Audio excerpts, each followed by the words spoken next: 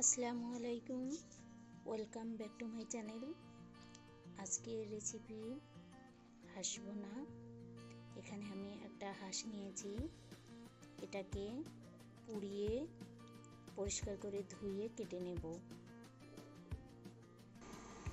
তো আমি হাঁসটাকে এরকম করে পিস করে কেটে ধুয়ে পরিষ্কার করে নিয়ে নিলাম।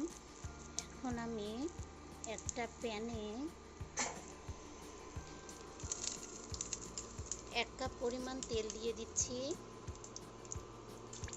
এবং তেলে পেঁয়াজ কুচি 1 কাপ পরিমাণ দিয়ে দেব।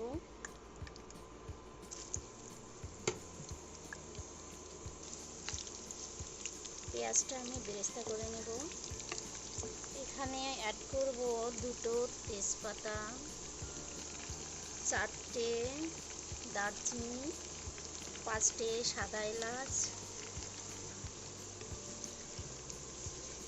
ব্রাউন কালার করে ভেজে নেব। তো লাল লাল করে পেঁয়াজ বেরেস্তা আমার হয়ে গেছে। এখানে আমি অ্যাড করব আদা বাটা 1.5 টেবিল চামচ, রসুন বাটা 4 টেবিল চামচ,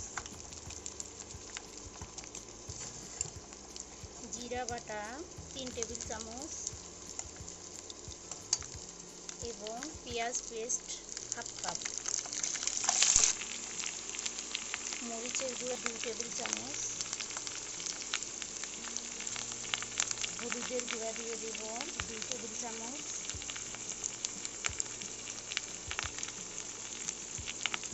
এবং আমি মশলাটা ভালোভাবে কষিয়ে নেব। তেল না ওঠা পর্যন্ত নাড়তে থাকব। মশলাটাতে কিছু পানি অ্যাড করে দেব।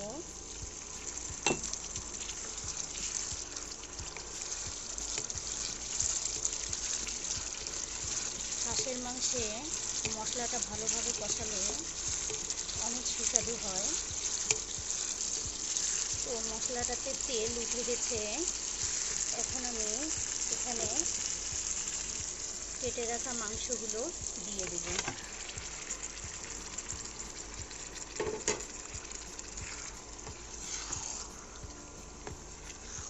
হাঁসটা অনেক বড় ছিল এবং ডিম ছিল। তো আমি এভাবে কষিয়ে নেব। হাঁসের মাংসটা কষালেই বেশি ভালো হয়। আপনারাও একটু এরকম বড় সাইজের একটা হাঁস নেবেন, তাহলে পাখা, ছোট পাখা থাকে হাঁসের গায়ে অনেক বেশি। বড় সাইজের হাঁস নিলে পাখাটা থাকে কম। তো এটাকে এখন আমি ঢেকে রাখবো 20 মিনিটের জন্য। তো ঢাকনা খুলে আমি মাংসটা কষিয়ে নেব।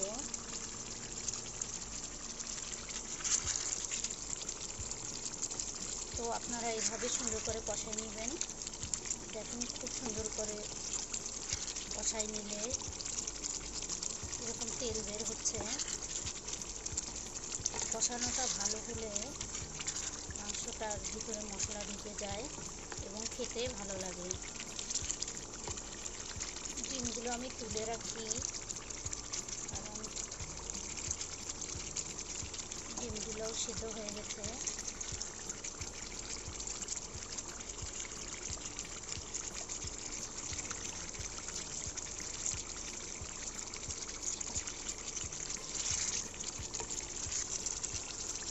আর একটু সেদ্ধ হওয়ার জন্য আমি ঢাকনা দিয়ে রাখবো 5 মিনিটের জন্য। তো এখন আমরা ঢাকনা খুলে দেখব।